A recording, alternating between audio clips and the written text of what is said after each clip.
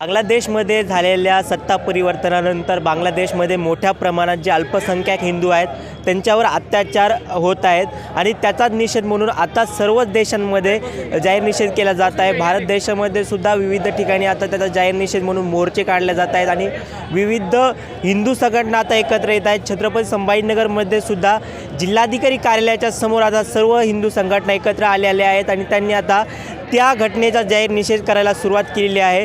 आपल्यासोबत संभाजीनगरचे काही संत महंत आहेत, त्यांना बोलायचा आपण प्रयत्न करूया। जे बांगलादेशामध्ये अत्याचार होत आहेत त्यावर काय व्यक्त व्हाल तुम्ही?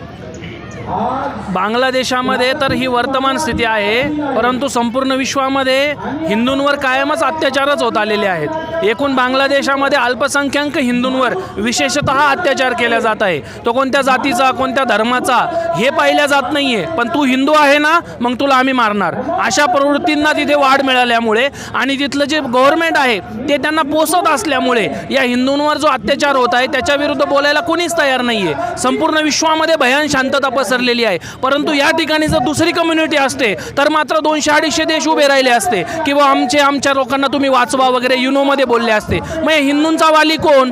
मग या हिंदूंसाठी आम्ही सर्व हिंदू इथे एकत्रित झालेलो आहोत। आज आपण सर्व मिळून त्या युनोला प्रश्न करणार आहोत की बाबा रे तुमचं लक्ष तिथे कधी जाणार, तुम्ही शांती सेना तिथे कधी पाठवणार, या आशयाचं इथे आज शांती संदेश घेऊन आम्ही सर्वजण इथे एकत्रित जमलो। पण जेव्हा भारत देशामध्ये काही घटना घडतात तेव्हा बॉलिवूडमध्ये सर्व सितारे त्यांना टॅग करत असतात, पण जेव्हा बांगलादेशमध्ये हिंदूंवर काही घटना घडल्या तेव्हा कोणताही बॉलिवूड स्टार पुढे आला नाही। याच्यावर काय बोलताल तुम्ही?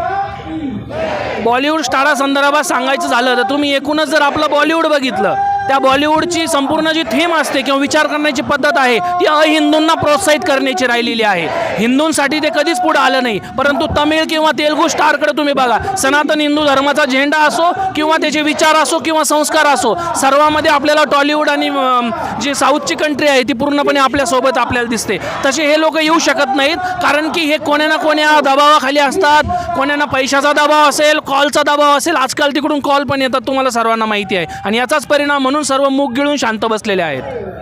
काय मागणी काय आता तुमची सरकारकडे असो किंवा बाकी हिंदूंना काय तुम्ही जागृत कराल? आमची मागणी एकच आहे, आम्ही सर्व हिंदू एक आहेत आणि एक आहोत म्हणून आम्ही सेफ आहोत।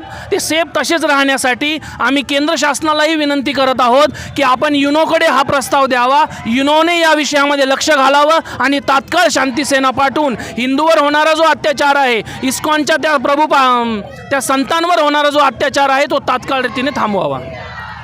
बांगलादेशी मंदिरांवर सुद्धा काही अतिक्रमण झाले आणि तेथील हिंदूंना मोठ्या प्रमाणात आता देश सोडावा लागत आहे। याच्यावर काय व्यक्त व्हाल तुम्ही एक युवक म्हणून? एक भारतीय म्हणून, म्हणजे ज्या सनातन संस्कृतीचा आपण पाईक आहोत, वसुदैव कुटुंबकमची आपण गोष्ट बोलतो, आणि दुर्दैवानं पाहायला काय मिळतं तर जे एवढा व्यापक विचार मांडतात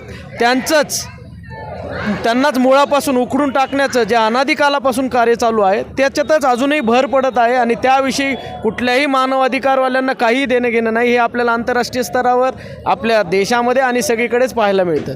तर ही गोष्ट आता वेळीच थांबली पाहिजे, यासाठी हा सगळा उपक्रम आहे। आताही हिंदूंना जागृत करावं लागतं, सभा घ्याव्या लागतात, मोर्चे काढावे लागतात, म्हणजे अजून हिंदू जागृत झालं नाही का?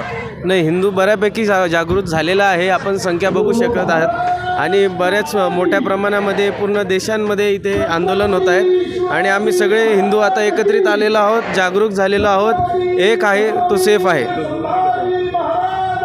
आपण पाहू शकतो की जे काही संत महंत आहेत किंवा येथील नागरिक आहेत त्यांचं एवढंच म्हणणं आहे की बांगलादेशमध्ये जे अत्याचार होत आहेत ते कमी व्हावे आणि कुठे ना कुठे हिंदू जो जागृत व्हायचा राहिला तोही जागृत व्हावा। त्यामुळे आम्ही हे सगळं मोर्चा आणि सभा घेत आहोत। मी राम बुधवंत, नवराष्ट्र न्यूज, छत्रपती संभाजीनगर।